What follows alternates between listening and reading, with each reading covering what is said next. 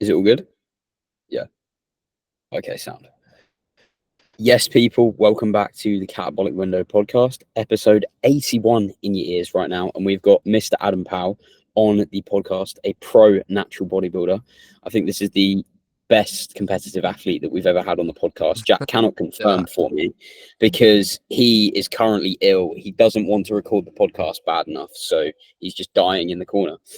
So, Adam, we'll get straight into the juicy stuff, mate. What do you think it is that makes you as good of a bodybuilder as you are? I think a passion for it and always been very determined. Like that's part of my kind of nature. Like my mum will always make a joke. Like whatever I do, I give it 100%. And I think that's genuinely probably the thing that makes me where I am. Like, yeah, maybe I've got my structure helps me a little bit, and maybe I am quite good at the sport a little bit. But I definitely think there's a lot of people out there with much better genetics than myself. But I'm very determined with what I do. I came from a sporting background. I used to play rugby, and I was very competitive growing up, and that want and drive to excel at something that I enjoy, I think has got me to where I am. Because there's people I've seen it, people with brilliant genetics, and if they don't have the mindset in place, they're not going to go there, especially in natural bodybuilding where time is everything. It's like I've been training non-stop for almost 11 years. My mates would make a joke, like we'd go on holiday and I'll be trying to find a gym. Like when I was 16, I was doing that. I was having to train. Yeah, so I mean, it's paid off, and I was just thinking the same thing before you said it. Like, there'll be people that have those, like, quote unquote great genetics, and they'll do fuck all for 2 or 3 months, and then a month they're back in shape again, looking the best they ever have done, but they can't keep that up. Yeah. So then it's almost like they go back to doing fuck all, and then they rebound back to where they were before, and they're like, yeah, I'm happy now, so I'm gonna do fuck all again. Yeah, 100%. Yeah. And I think also at the same time, I kind of managed, like, when obviously I've been doing it for like 11 years and I'm 25, so that's doing it at a young age, right? But I think through those younger years, I kind of managed disruptions and interruptions pretty well, in the sense of, like, I was at university and I still went out and enjoyed myself, but I wasn't that type of person that when everything goes wrong, I'm like, oh, what's the point? And I think a lot of people can have that mentality where if everything isn't 100% and then they have a cheat meal or they go out on a night out, they go, oh, well, I'm not going to train anyway because I'm going out, or I'm not going to hit my protein intake anyway. It's like I've been in very weird situations where I've been prioritizing having a protein spike or getting my meals out at the same time of balancing these things, because I'm not going to, there's going to be a slight impact and it's going to take me away from my goals when I was younger doing those things. But at the same time, I'm still going to give everything that I can do within that and just say, like, at least I did that. Because if it's the people that give like almost 90% for 10 years straight, they're going to be very far, Yeah, and it gets to a point now where, like, me and Jack are all on this level to some extent, where we don't really have to try to do it. It's just the habits that we've got built up of, like, oh, I've ran out of whatever the fuck chicken and rice today, so I need to prep some more, type of thing. And it's not something you need to, like, will yourself to do. It's just I'm doing this thing. Yeah, it's like you've got to get it done. You got to tick that box. It's like, or worst case, you're traveling, you don't have any meals, you're going through the store looking at all the macros and making sure you hit your macros still. Worst case scenario. Versus some people, they'll be like, oh, I'm traveling, I can't do it. It's like I'll be there with like my calculator out, and writing all the macros in, making sure that I still do what I need to do within that situation. It baffles me, like, when people are like, oh, I was out so I couldn't hit my macros. I'm like, unless you are literally up Snowdon, there is a shop where you can get decent food. Yeah, there's packets of cooked chicken, like, yeah. And people will look at me like, how are you eating that? Like, just some packet of chicken. But it's like, you got to get it done.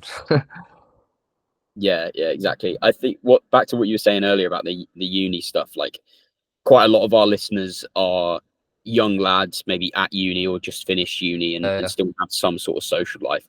What did you find worked well, like, managing that? To still go out, but not fuck your training. I think I honestly, and it kind of goes back to what I was saying, I think it's just like, just still turn up. So like, you're hungover. Oh, I've been drinking, I shouldn't train. No, go and train really hard. Like, just do it, because like that's the only way you can work through that. It's like you can feel sorry for yourself, or you can think things are aligned, but you can still give everything. At least you still gave everything to it while still enjoying yourself. I think there's something quite admirable about that. You know, there's been times where it's like 3 a.m. and I'm drinking a protein shake before bed, like drunk. Like, I kid you not. Like, Insane. I've done stuff like that because it's like you just gotta get it done in this. And I don't do that anymore. But when I was like 18, you know, 19, 20 years old at university, you're young. You can get. I'm not going to say like you can get away with completely. It will make a difference not doing that a lot for sure. But you know, you can cope with these things. You can recover. You don't have the same stress or demand in terms of like you could probably sleep in for a couple of hours and make sure your sleep's good, and you can still get in a good session the next day as long as you hydrate a lot. I think the biggest thing is hydration. You know, like making sure you drink a lot of fluid before bed. Like I've done that as well. It's like just doing crazy things like drinking like 5 glasses of water before you go to bed, you know, so you get it done. Making sure you drink a lot of water in the morning, just overcompensate with those things. And from what I can tell is like if you are drinking alcohol, it's much better actually. In what I think is it's much better to drink on your rest day and then train hungover than drinking alcohol after a session and then just completely ruining your protein synthesis and recovery ability.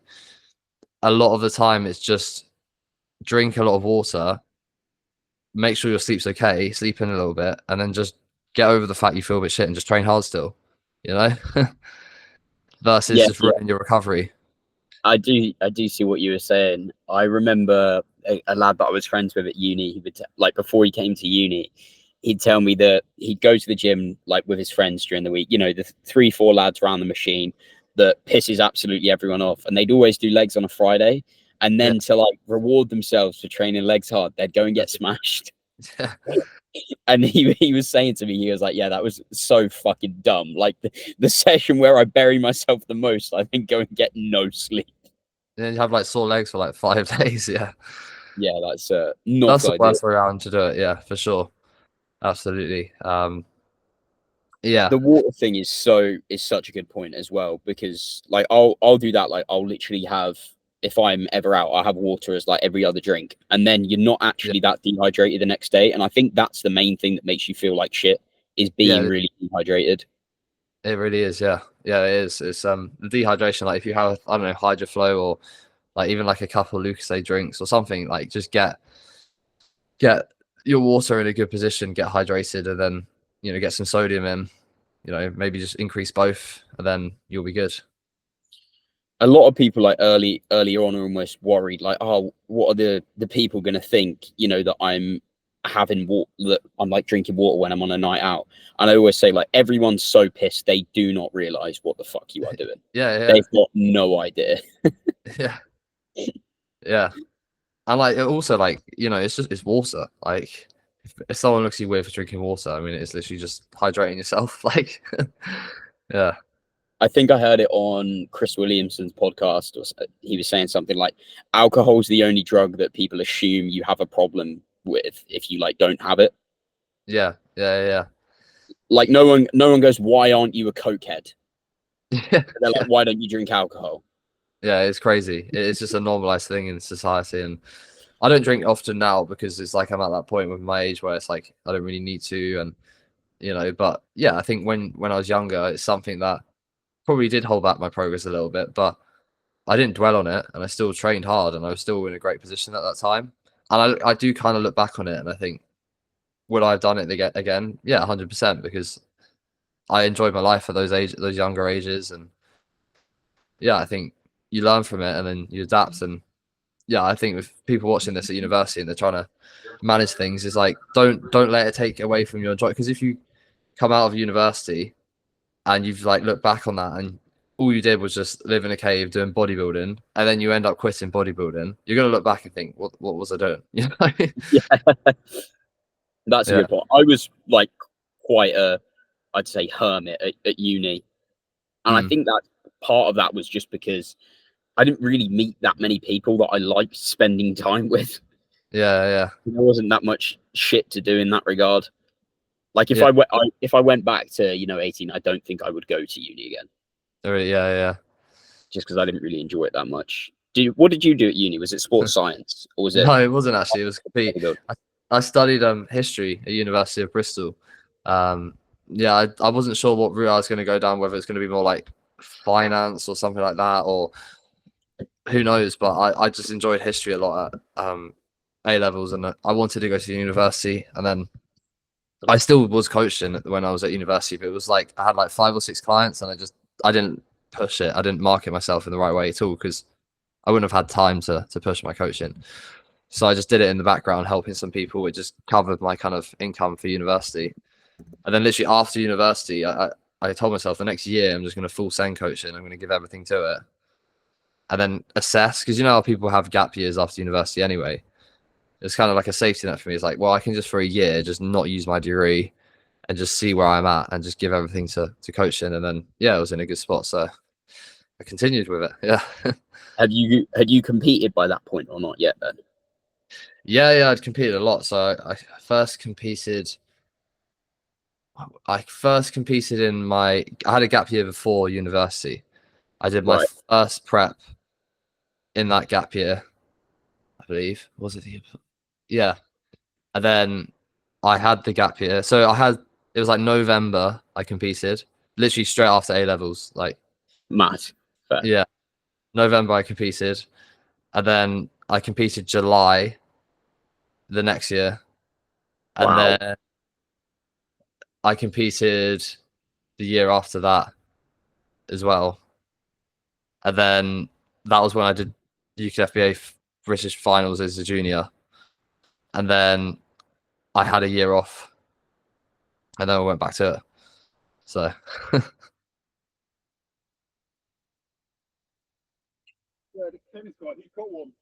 is Luke gone? Oh, there you are. Sorry, mate. My phone decided that it wasn't going to give me Wi-Fi anymore. So you don't know where you got to there, but I heard you competed November, then you competed like July the next year, and then again was it the year after that? Yeah, so I competed in November, men's physique, and I won that. Then July I competed BNBF juniors, I won that, and I did men's physique first timers, won that one. And then I went the year after, and I did UKFBA in June, and I came second. And then I went back to the finals in October, and I won juniors. And then I did WNBF Worlds, I came third. And then I took a year off, and then it was after third year, so after university, I returned. And that's when that season went terribly for me. I was completely out of shape. My coach started me about almost 10 kilos heavier than what I'm going to start prep in half a year's time. Wow. Yeah, it was bad. And then I'm glad that happened because I changed coach. I learned a lot from it. And then I went again the year after with AJ because AJ was like, "You've got to go again. This was not you at your full potential." So leading up to that point, I had 1 year off in the space of like 5 years or something, which was pretty crazy. Well, I was just thinking that as you were speaking, I was like, I mean, you're saying that you've done all of these shows, like you won in men's physique, and what then made you, have a couple of years off, and it makes sense there, and that's why I did it as well. As I got fucking buried. I mean, that was just a size thing, and yeah, I needed more size to also be able to get into condition. But I think having an experience like that is very useful for a lot of people to almost give you a bit of a reality check of like, oh, I can't just get away with all of this shit. Yeah, 100%. Yeah, it was for me it was just like the condition aspects in that prep, and I think leading up to that show I'd got by because I'd always did what my coach said, never complained, just pushed hard, and he pushed me insanely hard.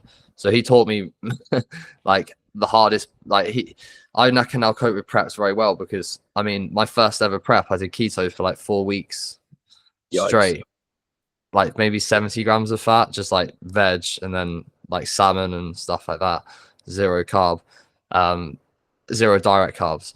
And then in like 2019, same really awful prep. 2021, that was when I was completely out of shape. That was the worst prep I ever went through. That was the worst I ever felt. I literally did, because I obviously had gained more muscle at that point, but I still went on zero. Like I went on 30 carb, maybe 20 fat, and then just like 300 protein maybe. Oh, wow. Yeah, And like does an not. hour's cardio a day, or maybe, yeah, something like that. Yeah, tough. That is what we call a fatigue hole. Holy shit. Yeah, and you can see it in my physique, but it did teach me how to cope with it. Yeah. Yeah, you're like, I've done that, so I can do pretty much fucking anything. Type Yeah, of and thing. I also think that whole experience was so valuable for me as a coach, because it taught me the things you don't do and look out for the signs and why you shouldn't do them. Like it really told me, because I went through the opposite, and I still think my next prep will be way better than my last, because I lost like 17 kilos. It was a better prep, but you know, the next one can be even better. Yeah, it's just taught me like how things should be and how they shouldn't, and I can identify when someone is kind of being put through that process. You know, I still see people going through this a similar sort of rationale. It's almost like 2 weeks out, like let's just do zero carb, or let's push really hard, or yeah, let's run cardio up. Regardless of if you're in shape or not, yeah. Yeah, it's almost like just a, that's how it was with my old coach. It was like, oh, we're 2 weeks out now. Now we do the zero carb part. You know, Nice. That there was sounds no really data. There was minimal data tracking. It was like WhatsApp check-ins, very little analysis or attention to detail. That it just makes you make mistakes. Yeah. Yeah, so then you moved on to AJ, and how long have you been with him now? Because I know it's been quite a while. Yeah, I've been with him since 2021 October, like straight after the finals. I think 5 days later, I went to him.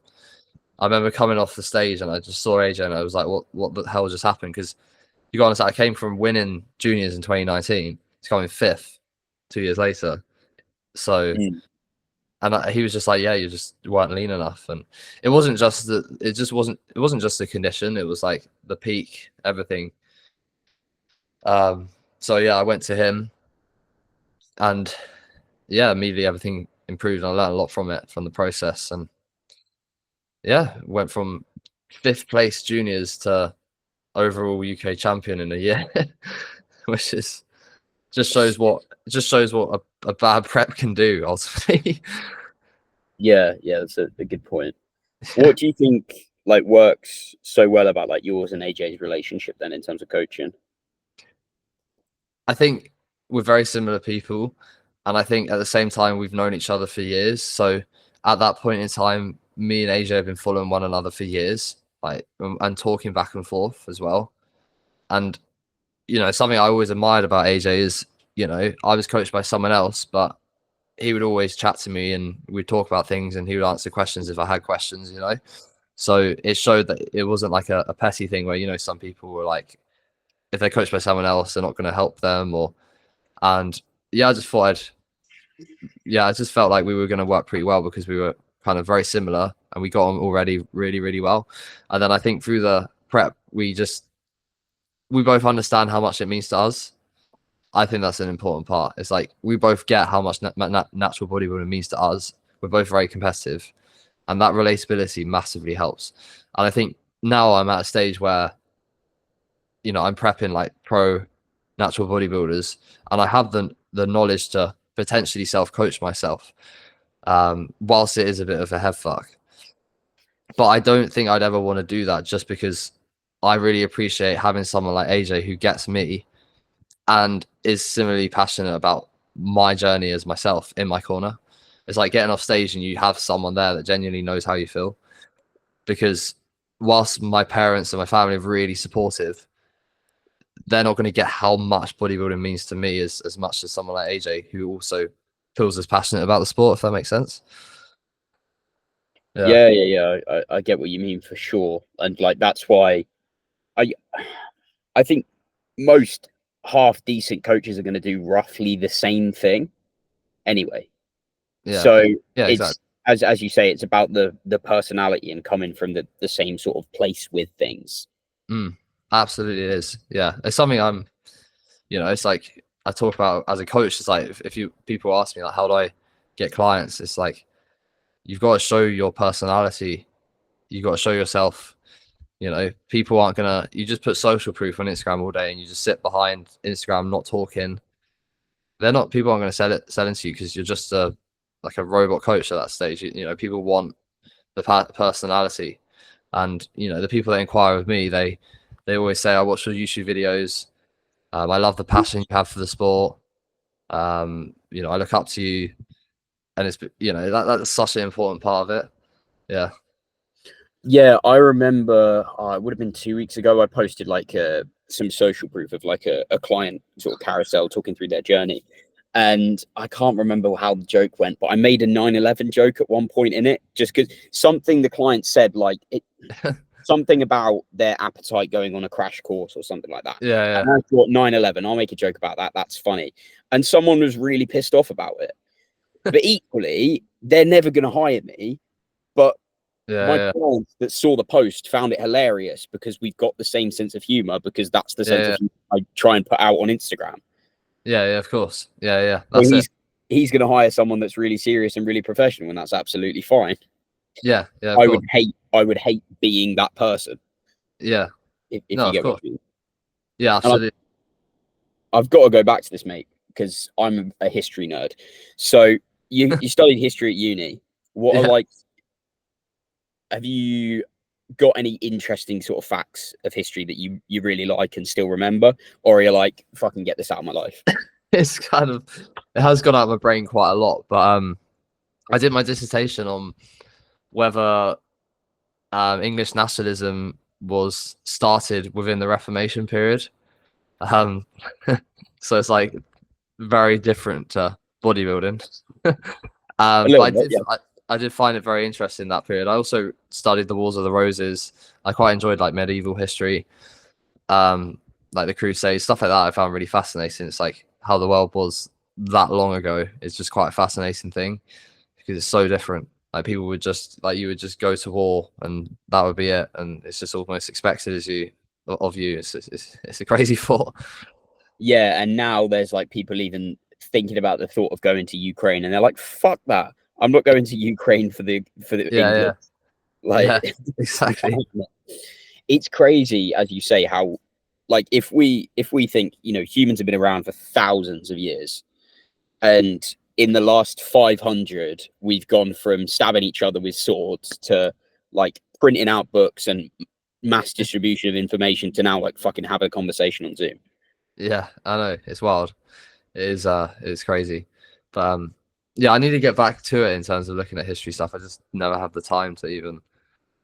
Yeah, I like listening to, I've completely forgot the name of it. Oh, The Rest is History. It's a podcast. I literally listen to more history podcasts than I do bodybuilding at this point. really? Yeah, because I've found at Let's some go. point with bodybuilding stuff that they're all very samey.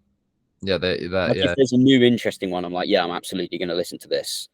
Mm. But there's quite a lot that go round and round sort of thing, if you get what I mean. Oh yeah, 100%. It gets a little bit repetitive. Yeah. How do you manage that? Because you obviously work in bodybuilding, you are a bodybuilder. How do you, I guess, balance your life around that so that you don't get fucking bored of bodybuilding and think, I'm going to sack this on the head?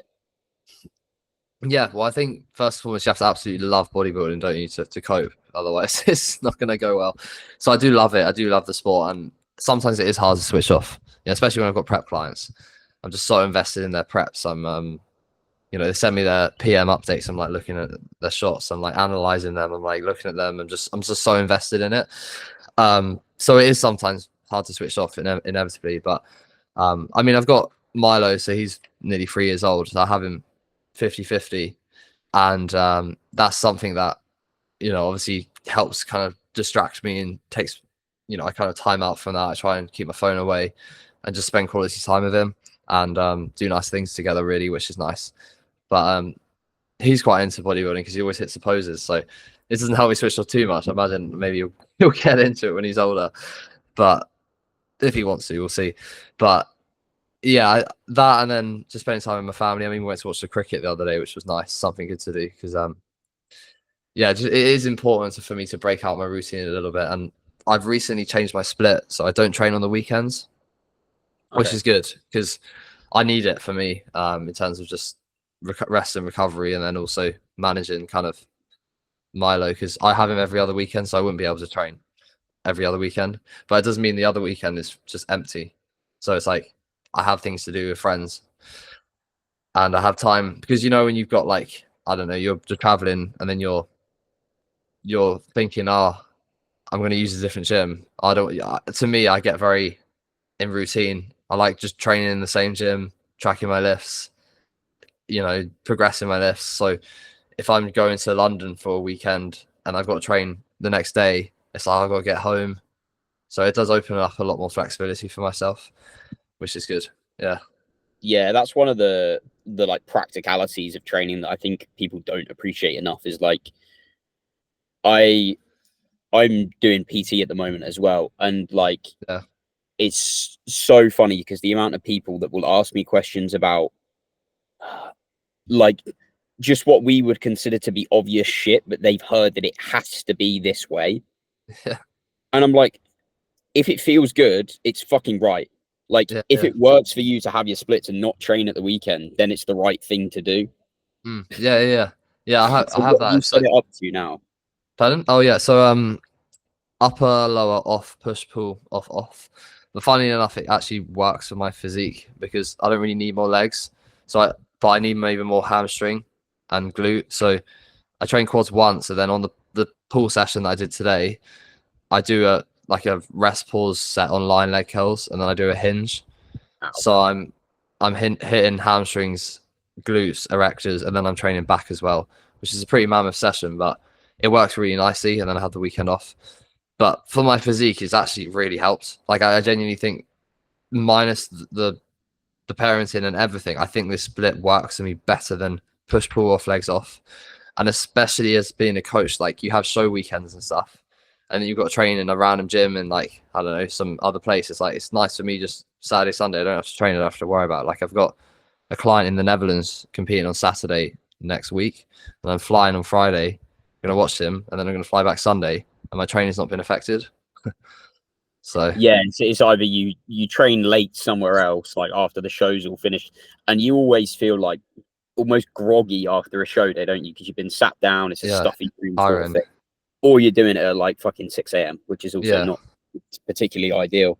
And I, maybe doing like me here, if that makes sense, maybe doing push pull legs, rest, and then doing that again would be good, but it would also be a fucking pain in the ass yeah, because you're never training on the same day each yeah, week. exactly. And you're That's like, hard for me. well, I'm going away this weekend for 2 days. Well, I can't fit a session in on either day, but I'm supposed to do pull and legs. Yeah, Just like it's really annoying to manage sometimes. yeah. So I ran push pull off legs off for like maybe nearly 2 years, but yeah, it was tough. It was difficult, especially just not knowing what you're training on certain days, and yeah, it was tricky. I also, the weekends are always busier at the gym, and the gym shuts earlier, and it's just rammed. And I'm glad that I'm kind of able to avoid that moving forward. Yeah, I get what you mean, because it's one of those gyms that's what people travel down to type of thing as well. Yeah, yeah, So yeah, there's a lot of people at those. yeah. Mate, you'd hate it here. So the other night there was 150 people in the gym group. It was insane. That's mad. I mean, I remember back. I used to train at Pure Gym Leisure in Cambridge. You know the Wow. Leisure? Yeah. Yeah, I was trained there. I remember, like, 4-5 p.m. It's just like you take a photo, it just looks like more people than kit. There's people stood everywhere. That's why I used to train for like a year or Pure two. Gym has such a weird vibe as well. It's like they want to be a club, but then they put gym equipment in it. Yeah, It I it know. it, it baffles me. I'm like, how can? Yeah, I just hate it. It's horrible. Yeah, it's not a good vibe there, and the people. I think people always say to me, "Oh, your gym's going to be so intimidating," but I actually strongly believe bodybuilding gyms are way less intimidating than like a commercial gym because it's full of people that are just passionate about training that don't really give a fuck about you in the nicest way. Like they'll care if they want to help you, they'll help you, but as in they're not going to be staring at you, be like, oh, why is that person grunting? Or they're not going to stare at you, be like, oh, that person doesn't know how to train. Like bodybuilders aren't interested in that. They're just focusing on their session. Whereas you go to these commercial gyms, you have people that don't care about their training at all. So they're too busy just staring at people, or like you've got like perverts staring at women because they don't care about training. You know, you know what I mean? So, Yeah, mate, that's so true. I was chatting to a guy the other day, 70 something, and he said that the way he presses, he has to press close to the body, otherwise his shoulder tells him to fuck off. And like he said, there's been so many times where there's been like a group of lads just laughing and pointing at him, like, why is he pressing like that, idiot sort of thing. I'm like, he's pressing like that so he's not in fucking pain. yeah, What are you on about? You could learn a thing or two from that. Fucking hell. yeah, 100%. That's it. Like people are just too busy to judge what people are doing. It's like we don't have time for that. We're trying to focus on our sets, and we also get that like where people once were, and you know where we all were before, because we've done it for so long. And I think you've got all these people that have just started, and some of them don't care, and they just they just judge people instead of just training.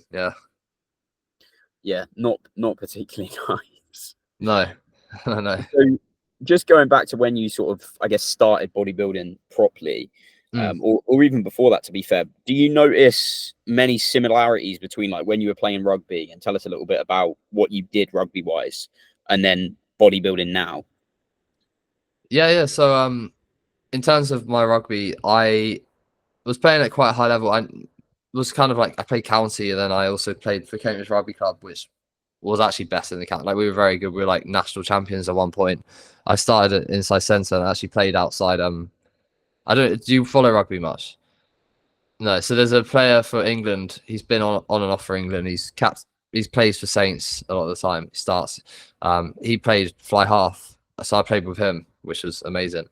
But yeah, it was like a big passion of mine, rugby. I was really into it, and I literally started training kind of for rugby. So like 15, 16, 17, 18, I was playing a lot of rugby, and then it got to like second year at sixth form, and I was more into bodybuilding, and then it was like I'm training legs, but then I've got rugby the next day, my legs are sore, and then it's like I remember having a really dead leg once because I trained legs, I played rugby, and this guy just kneed me so hard in the quad when my quads were so sore. But I was at that stage where I didn't really know about volume, so I trained legs so hard, do loads of barbell squats, and then I'd probably get like terrible sleep because I was young, and then I'd have rugby the next day, and it was just really difficult to manage. But yeah, so that was my rugby. Like I was really into it, and I did it. I did the training for rugby at that point. But what I would say is one similarity I very much notice is firstly the competitiveness of doing it and just wanting to be the best at it. And I'd say the second point, most important, is flicking the switch, like enabling that, like going into that autonomic state. When I was playing rugby, I was inside centre, and I was always quite aggressive. So I was like the crash ball runner. So I'd always run at people and like hand off people and like smash people up and stuff. And I enjoyed doing that. And I remember like being inside centre, there'd be a scrum, and we're about to do a move where we're doing a crash ball. I'm going to get the ball and I'm going to run at the centre really hard and try and bosh him or whatever. Like I would be like there, like this, now it's time to really, let's go. Like I was very angry and aggressive. And similarly, that's how good I am now with training. It's like when I go into training, I'd be like, I want to, take out all this stress in the gym and train really hard.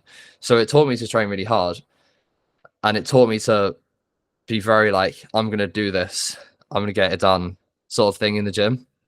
So I think they went hand in hand a lot with training hard. Whereas I'd be interested in people that like struggle to train to failure. It's like, do they have a sporting background, or like, maybe they don't, and maybe that's why.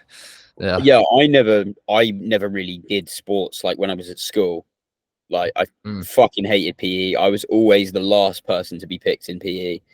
And as you say there, like there's a lot of people that struggle to train to failure. Like they think they train hard, but you look at it and you're like, there, they don't. And I've got this theory, right? So anyone that specifies that like on their sets, they're like 3 sets of whatever to failure, I'm like, they don't actually train to failure.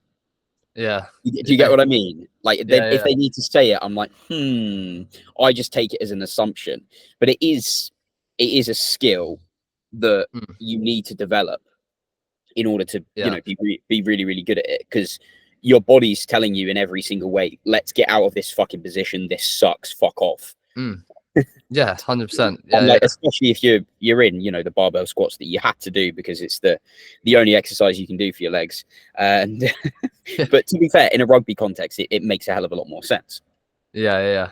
When you're in something like that, like, it's so much harder to push that to failure, especially as a new person, than it is a hack squat, because there's way Yeah. more ways that you can go and Yeah. almost try and 100%. die. Yeah. Yeah.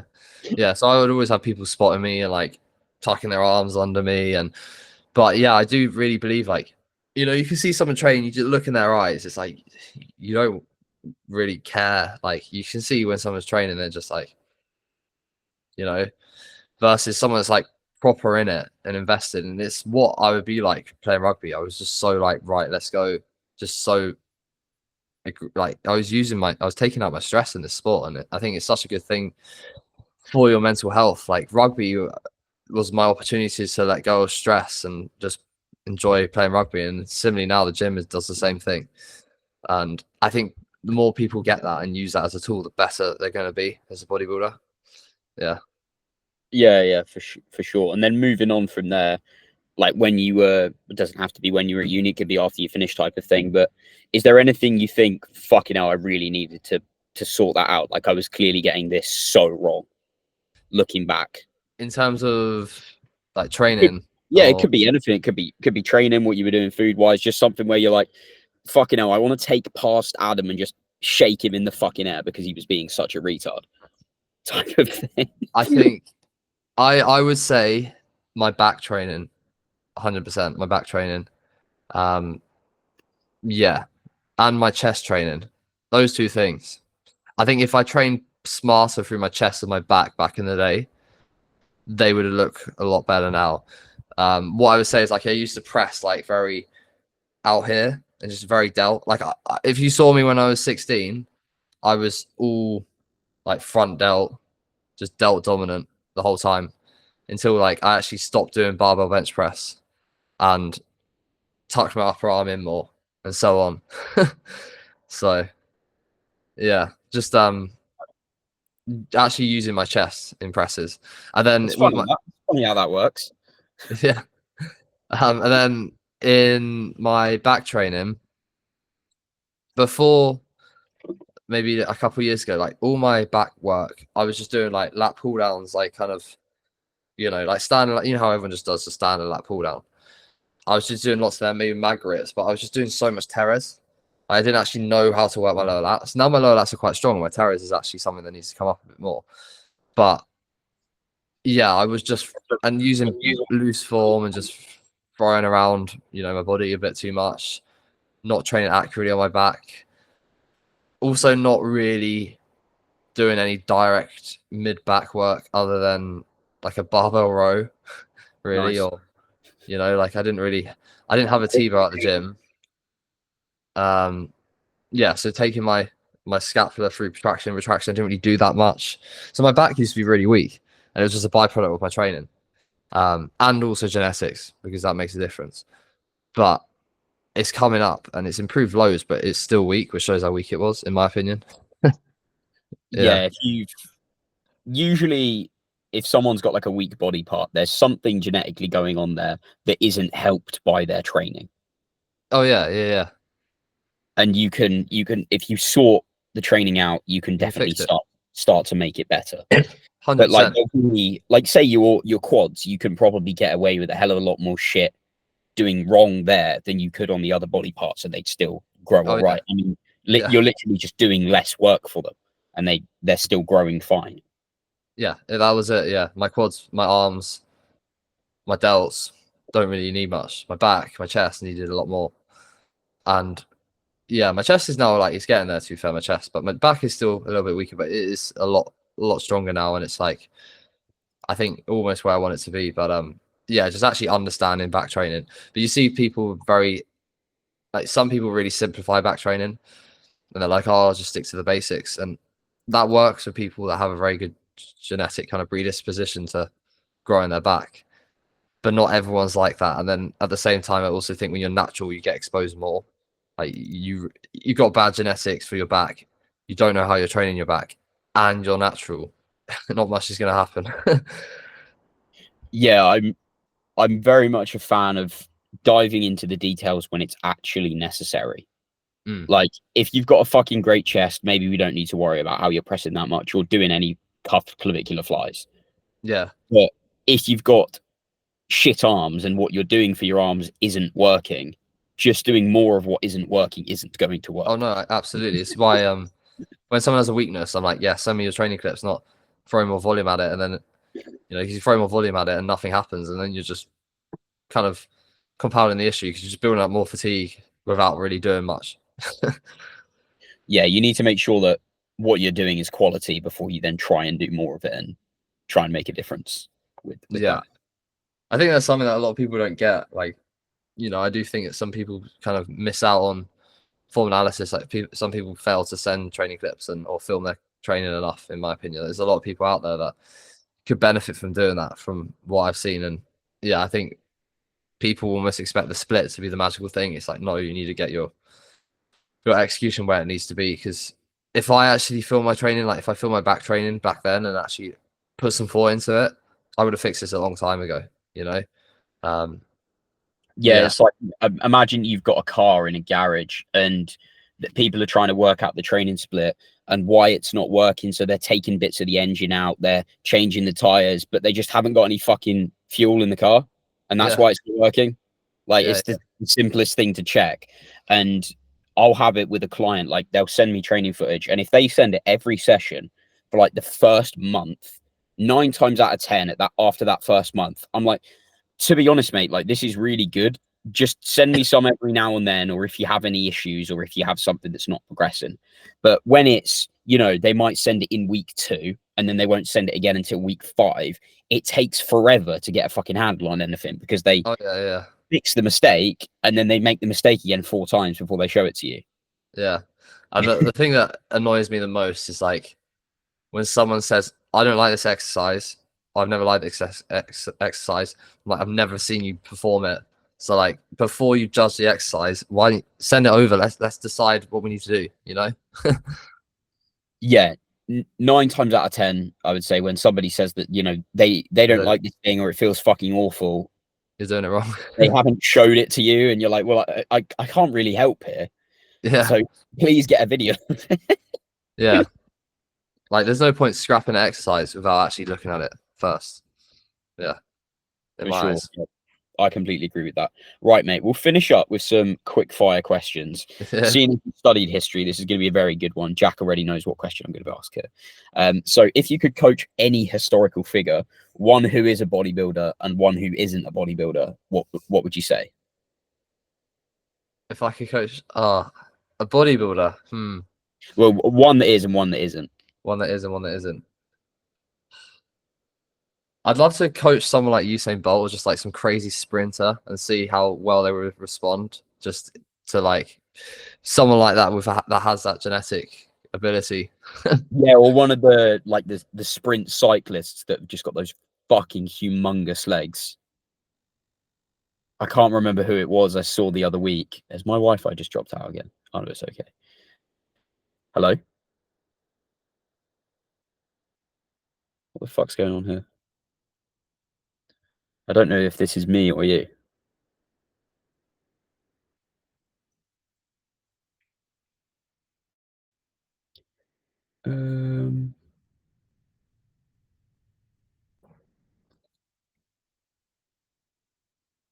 Jack, help me out here. Can you hear me? Or is this Adam's connection that's gone?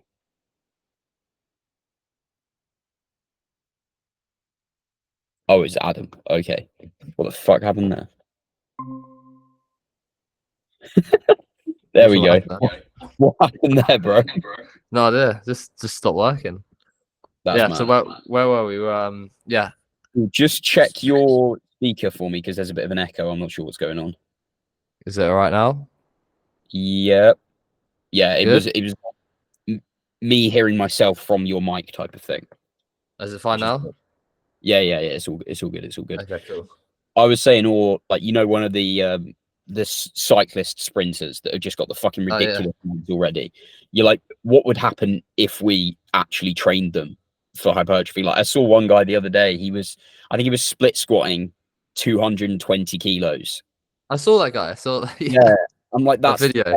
His absurd. glutes were crazy. Yeah, his glutes are huge. Like, it's mad. And a bodybuilder that I'd want to train. I find it very intriguing to train just like an absolute freak like Ronnie Coleman, and put him on like the most really sciencey split and technical thing ever, and see if he gets worse or better, or just certain movements, and just see what happens and see if it makes any difference at all. Because I think it might just show that when you're that genetically gifted to grow every muscle group, I think you just grow anyway. But I'd find it quite intriguing to see if he could have been even better. Did you?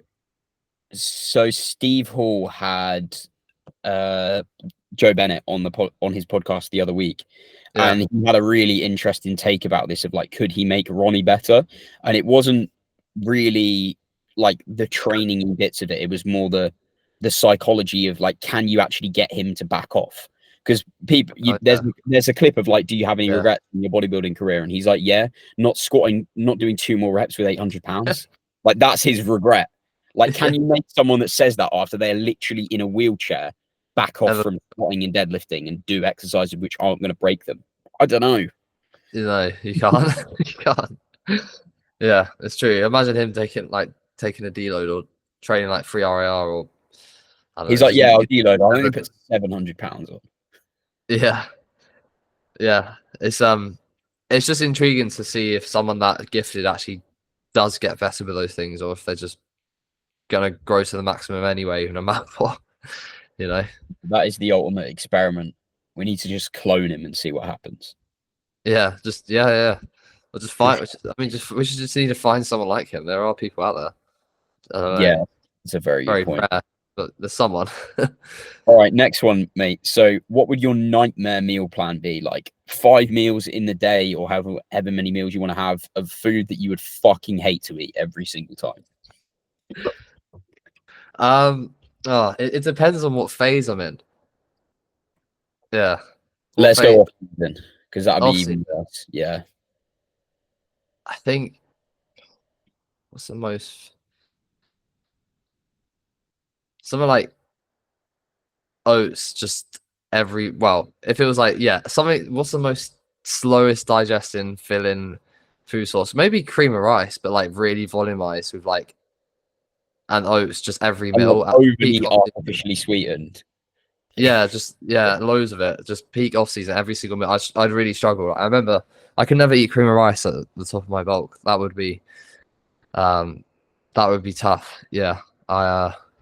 Just 5 meals of course. Yeah, it's tough. It's just too filling. It's great when you're in prep and you're starving, but other than that, it's even now, like even when I'm dieting now, it gets a bit, when you have it with dark chocolate on top or some sort of fats that kind of slow down the digestion and fill you up quicker on top, it's just like, yeah, it hits you more. Yeah, I get what you mean. I haven't had it in at least a year, and I'm getting to the point now with my post that I'm like, should I have core? Have you ever had like chicken ramen? I think having that every meal would be awful. It's the most filling thing ever. It's like the soup with the chicken, and there's like, and every single portion is like 7 grams of sodium. That's insane. Wow. So you'd hit like 30 grams of salt every day. Mate, the pumps would be retarded though. It would be worth it. It'd be so watery all day. Yeah, as much chicken ramen as possible. Yeah, that's the new meal plan. Yeah, that would be tough. Because I remember I had it. Well, I can't remember what it was, but I had it and I messaged Richard. Richard was like, he can eat so much food. Like in prep, he was so hungry. I was like, mate, you need to have chicken ramen. Like I just had this. It's the most filling thing I've ever had. It's about 70 grams of carb, maybe like 10 grams of fat, 40 protein, and I'm stuffed because it's just so volumized. Yeah. Mad. Yeah.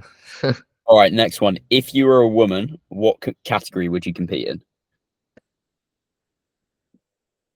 Um,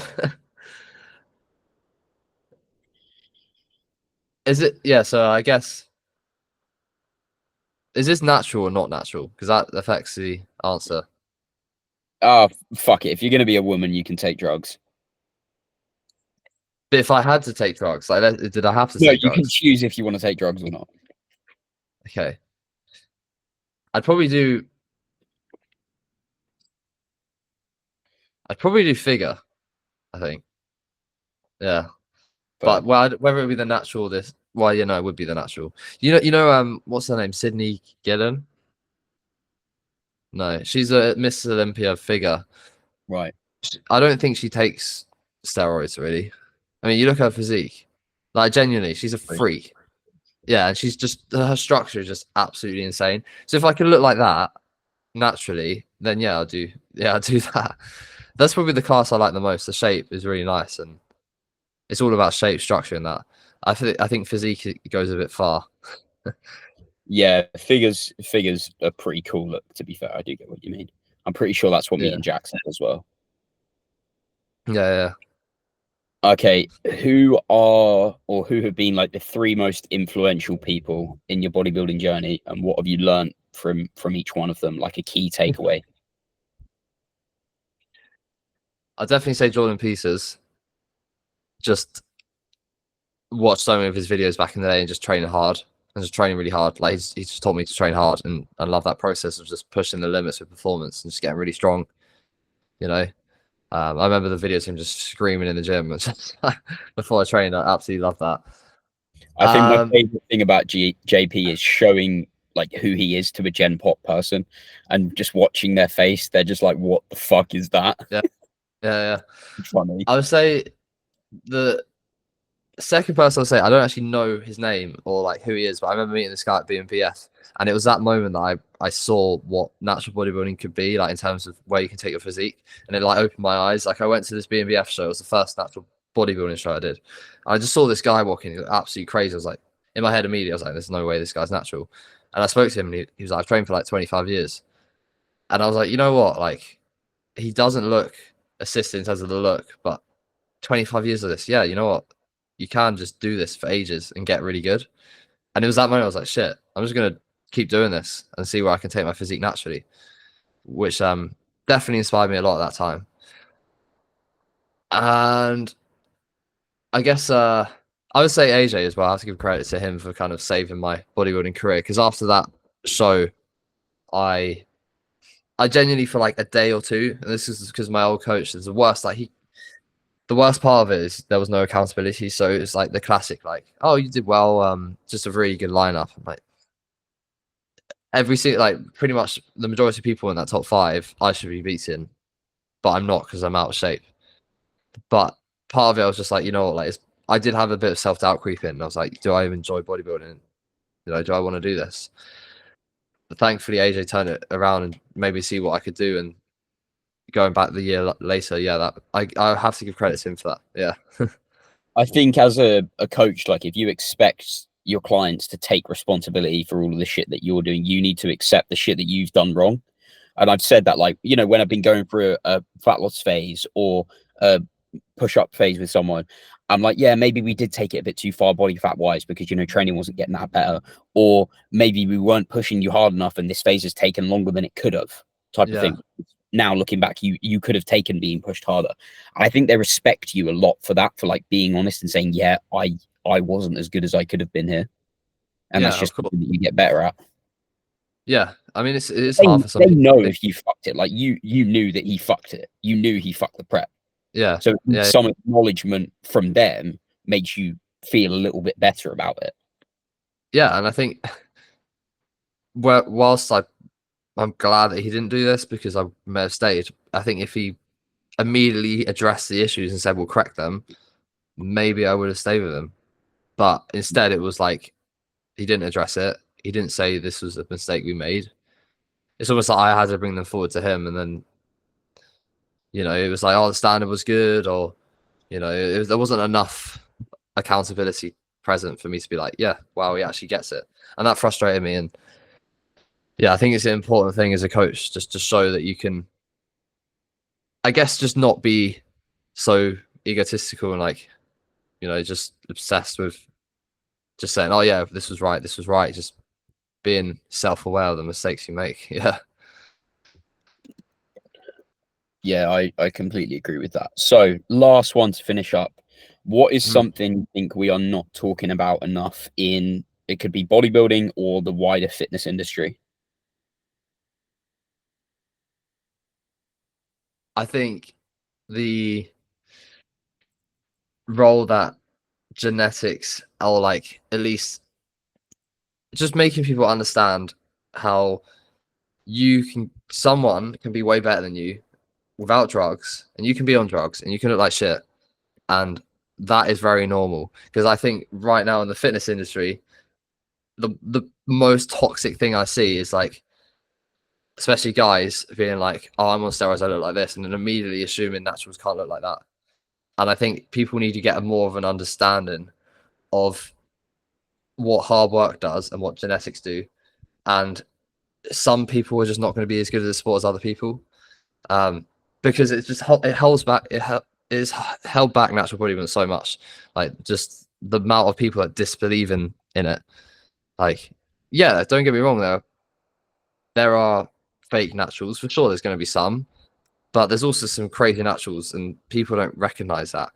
So I guess it's that, and then also maybe just like the testing and just like talking about or improving the testing as well, and just making people more aware of like what gets done and that people do get properly tested. Yeah. Yeah, I think, as you say, there's always going to be people that try and cheat the system. Eventually those people will get found out, and at the Mm. very least they know that they're a cheating son of a bitch. Yeah. Like they know it. And if that doesn't make you feel a bit shit about yourself, that like, yeah, maybe have I only beat these people because I'm taking these drugs that they're, or at least most of them aren't, type of thing. Yeah. Yeah. Of course. I'd love for them to do more like, I don't know, tomorrow someone turns up at my door, we're doing a blood test, But Mm. that's something that needs to improve, but people don't want to spend the money on it. But it's something that would make the sport a lot more respected. Is like, imagine someone turns up at my door tomorrow and I'm like, I didn't expect this. This guy's doing a blood test. Me in the middle of my pre-prep diet, or me in the middle of my off season. Because everyone's like, oh, these guys, they go off for 2 months before the show or whatever. I think that would help a lot. Yeah. Yeah, I don't know how you could do that logistically. I Yeah, that's the problem. feel Yeah. like it would have to be something like all It's of very expensive. the athletes that, like, you couldn't do it in the amateur scene really, just because of the No, number no. of people that come and But go. like top pro level. Yeah. Yeah. You say, okay, right, guys, this is how much it's gonna cost to randomly test all of you once throughout the year. So your membership type of thing is Goes up a bit. whatever, and this ensures that, or at You get least trusted. does something to ensure that And you then guys. yeah, say you get people will believe you're natural from this. If you're natural, surely you want to do this. And it'll be a great deterrent as well. Yeah. Yeah, that's true, because you imagine the anxiety of knowing that you are on drugs. You're like, these cunts can turn up at any minute. Yeah, exactly. It would work really well. Yeah. I think they are doing that a little bit. Like I think Brian DaCosta had a random test done. But there's just not enough of it. And I think it's something that, just occasionally being done and being shown would really help. Yeah. Yeah, like even, they do it in the UFC, and like people do get round it, and they've got fucking billions of dollars to do it with, type of Yeah. thing. So, there's always going to be people that get round it, but I feel like the people that do try and skirt the system eventually get found out. Yeah. Yeah, of course. Yeah. Lovely, mate. Well, thank you very much for coming on. This has been great. Of course. Yeah, it's been a pleasure. Let Yeah, thank you people for having me. know where they can, no problem whatsoever. Let people know where they can find you if they don't already follow you, and shout out your coaching and anything else that you're doing. Yeah, of course. So my Instagram is Adam.Powe _POWE, as you can see here. And then if you want to inquire with my coaching, if you follow the link on my Instagram, you actually get access to my WhatsApp. You can inquire through my WhatsApp. Equally, you can follow Team Powe Coaching on there on Instagram, and then my YouTube is Adam.Powe as well. So there's content on there if you want to see that as well.